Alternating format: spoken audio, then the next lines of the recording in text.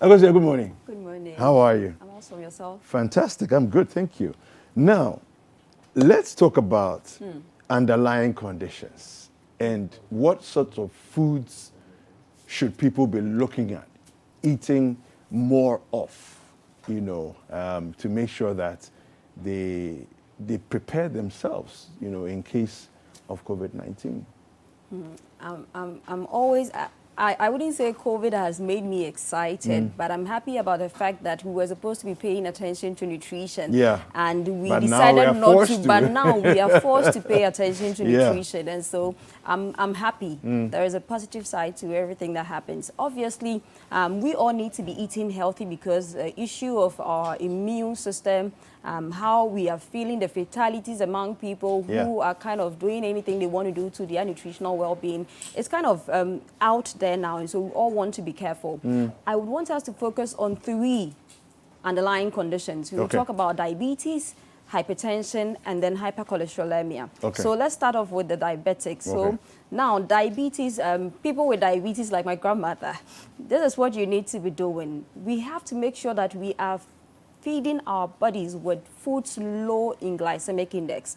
Now, glycemic index has to do with how faster what I eat is being converted into sugar or glucose for the body to use up. Now, there are some foods which are very high in glycemic index, and so those foods will obviously shoot your blood sugar levels. Absolutely. So the target is for you to be conscious of what you are feeding yourself as far as low glycemic index foods are concerned. So we'll quickly move in and talk about some of the foods. Chickpea. Let's do that. Okay.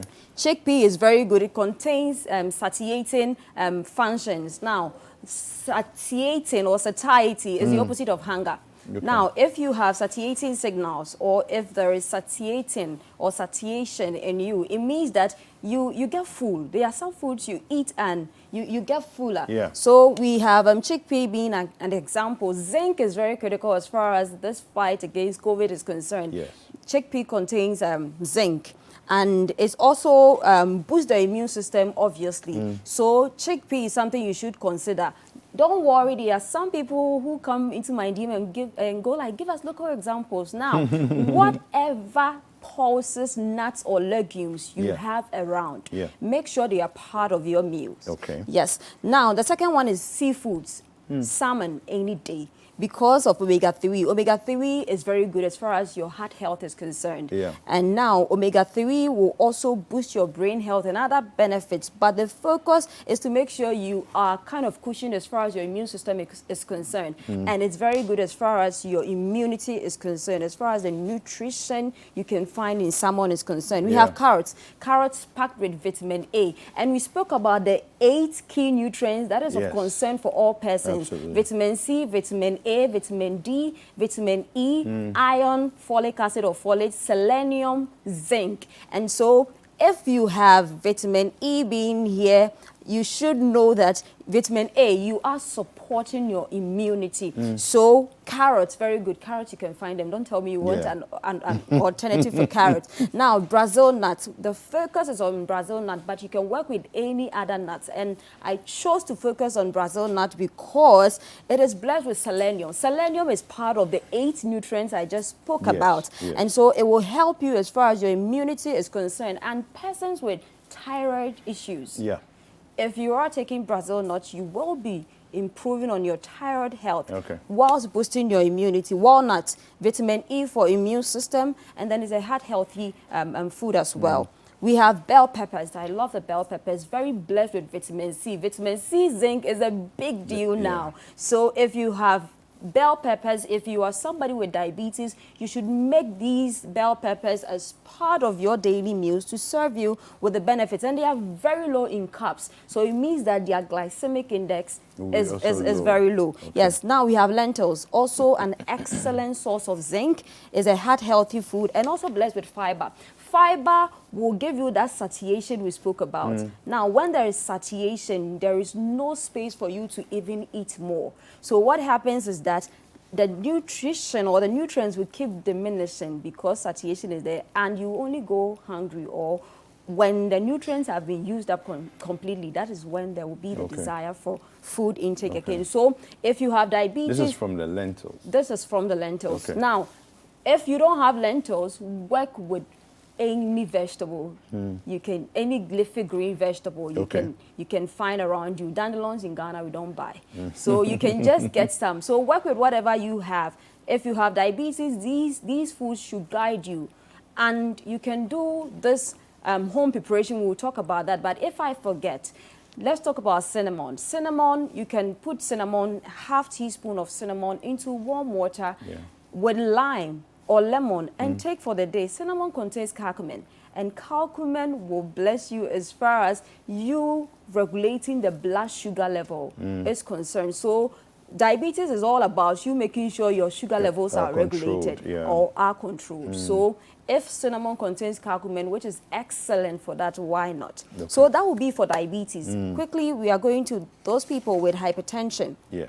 Now, with hypertension, I want to focus on spinach. I don't know why I'm being biased, but forgive me because of the power deposited in spinach. You have vitamin C, you have antioxidants, you have beta-carotene, you have vitamin E, you have magnesium. And so... all in spinach. It's a super vegetable. So if you can work with spinach, because where you find yourself, there is no spinach, I can understand. Work with any other leafy green vegetable. If you can find spinach, work with it because vitamin C obviously for immune strength. And now my focus is even on the antioxidants. Antioxidants will obviously arrest oxidation. And once oxidation is arrested, it means that free radicals will not be moving around. They wouldn't be moving around your system. So some forms or almost all cancers, your risk of them is being taken care of. So that is why I wanted to focus on spinach because of the antioxidants present in there. And then for the beta-carotene, the vitamin E, magnesium, we've spoken about magnesium, but I will speak about it again because it's very important to me. Magnesium boosts not just your immunity, it has something to do for even your reproductive health. It does a lot of magic for you. So that is it. But we have other examples, legumes, citric foods, we have carrots here again, and then we have dark chocolate. Now, dark chocolate, because I posted it on the page and somebody was like, oh, they said resveratrol is in appeal or red wine. So I want to take red wine. I was like, okay, for those of us who don't take alcohol, you can do dark chocolate. Resveratrol found in red wine. It's also in dark chocolate. So it is very good for the heart as far as taking care of hypertension is concerned. Now, onions, avocado.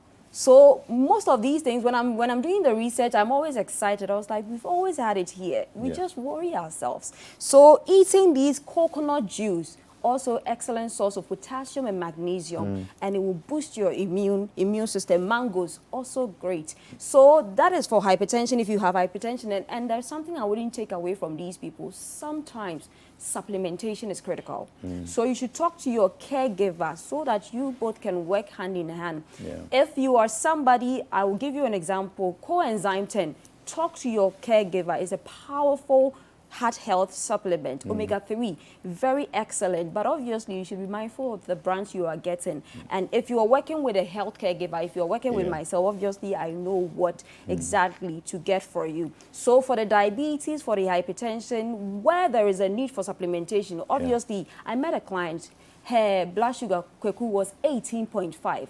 This is something way out of range. And so for that person, no matter how much I would want to work on it with the food she's eating, I will choose to do 70 to 80% with the food we have, and then 20 to 30% of supplementation to make sure this person receives help. Because the wow you gave, they can sometimes act like they have high fever. And it's because of what is happening to their bodies. And I don't want the person to fall into crisis, especially in this time of COVID. So that is it for the hypertension. And the last one will be hypercholesterolemia. Okay, before you go to the hypercholesterolemia, if you're watching, kindly send us any message that you may have for Akosua with the hashtag BreakfastDaily. But the WhatsApp line is 0550-585832. The country code is +233 for those of you messaging outside Ghana. All right, so Akosua, let's get to the last one, hypercholesterolemia. Yeah, so cholesterol is a big deal. When you hear cholesterol, I don't want cholesterol issues, but our bodies need cholesterol to make healthy cells. So it's a necessary evil, but it has to do with how much is found in our body. The HDL cholesterol, that is the high density lipoprotein, the good one. The good one, yeah. Naturally, our body will give it to us. So that one is normally of little concern. The bad thing is the LDL, which is the low density lipoprotein, and a good number of the LDL is as a result of what we are putting in our system. Now, if your LDL, this with a cholesterol check, with the diabetes check, with hypertension, obviously you need to go to the hospital. Make sure your BP is checked for the hypertension. That will help you. The range will be interpreted to you by whoever took it. And then for your blood sugar level, it could be a fasting blood sugar test or a random blood sugar test. And then the explanation will be given to you. If it's high, then you need to do something about it. For the hypercholesterolemia, the same way, you go to the labs and samples are taken to kind of give you the ranges. Yeah. If your LDL is above 100 milligrams per deciliter, sorry. If it's above 100 milligrams per deciliter, then there is a problem. It shouldn't go beyond that. And you can only know that by entering the laboratory. Now, you need to make sure, like I said, we need cholesterol, but it's how much is sitting in our body. That is the problem. Yeah. If you have a higher level of LDL cholesterol in you, you are highly susceptible to cardiovascular diseases, heart conditions. So some people will go further to do even the triglycerides. That kind of help us to know how your risk of heart disease or other cardiovascular diseases are concerned. So it is something we all need to pay attention to. And if you already have it, there are obviously foods that are very good. Now, you don't want to do anything that would drop fat deposits into your arteries, making it difficult for blood to flow. That is cholesterol, hypercholesterolemia. So there are foods you can use to beat these things down to make sure your cholesterol stays where it needs to be. We have broccoli. So if you don't know broccoli, the leafy green vegetables, that is available, and where you find yourself, you can work with that. We have avocado. Avocado is one of the superfoods. You realize that it's kind of running through everything you find avocado spoken about. And then salmon. Salmon too is a superfood as far as seafoods are concerned. We have eggs. Onions, eggs, we have to be really cautious because once you say something is good, your people who want to do the egg diet. So they are kind of not torn between which one they should work with. I would say that if you have cholesterol issues, I've been at borderline for cholesterol before. So for my egg intake, I'm kind of very careful because if I'm not careful, the ability of my cholesterol going up is high. So I don't go beyond 2 full eggs per week. If I have to do any other intake, as far as egg is concerned, I'll take the yolk out. So we have carrots, we have leafy greens, beans, sweet potatoes, and a Granny Smith apple. That is the green one. They are all good ways you can influence on your cholesterol level. And chocolate is again here.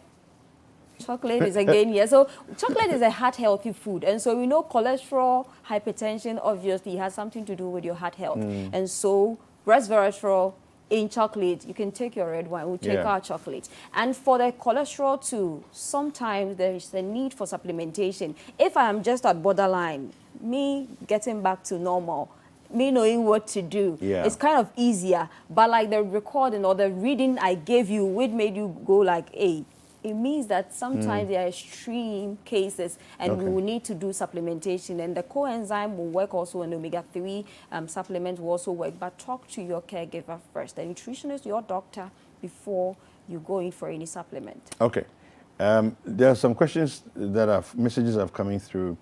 Linda from Dome is saying that I am diabetic. My sugar goes high constantly.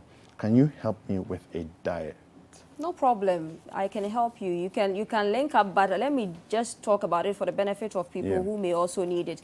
The low glycemic index food, I tell people, we love to eat our butter bread, like very, very, very rich. You don't need, we go to bread boutique, we get all sorts of bread with everything in there. You need to make sure whatever you are taking has a lot of fiber. It's difficult with talking about bread in Ghana here because we know sugar bread, we know butter bread. But you can go for wheat bread.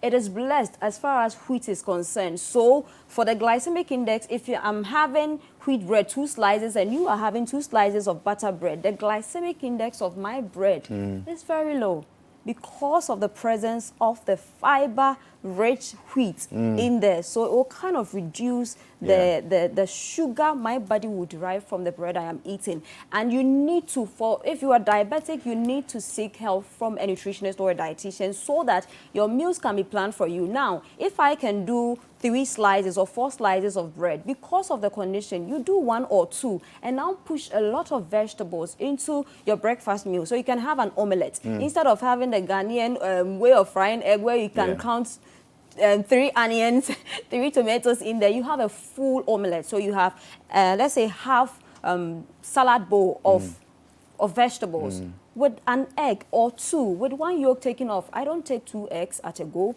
I would definitely take one of the yellow or the yolk out to make sure I don't, because I'm aware that I have been at borderline before, so I'm very careful. So you can do that. You spice up your meals in such a way that we can be eating the same pot, but there is something that makes your food's glycemic index lower than that of mine. Fantastic. This question here, what's the health benefits of eating oranges and other alkaline fruits? Oranges are not alkaline, are they? Thank you, Mike. They are acidic. Okay, so I see this. I see this confusion all the time online. WhatsApp messages. You know, I have to oranges. You don't listen to everything. I always say that the internet is just like a marketplace. If I have goods to sell and I walk to Adabraka Market, who will tell me don't come here? But you can come to Ridge Hospital and come and sell stuff until you've passed through the proper channel. Akosua, so where can people find you? You can ask all your questions. Okay, so on Instagram at the nutritionist Akosua, on Facebook, LinkedIn, Twitter, Nutritionist Akosua, and you can reach me on 0243-350206. Happy birthday to Dr. Kasule. God bless you. And congrats, Dr. Nana and Sewa. Okay, fantastic. We'll be speaking with Akosua Konadu Yiadom, who is a state-registered nutritionist, and she's been helping us to understand this conversation about underlying conditions and COVID-19 and what nutrition to take. Now we're going over to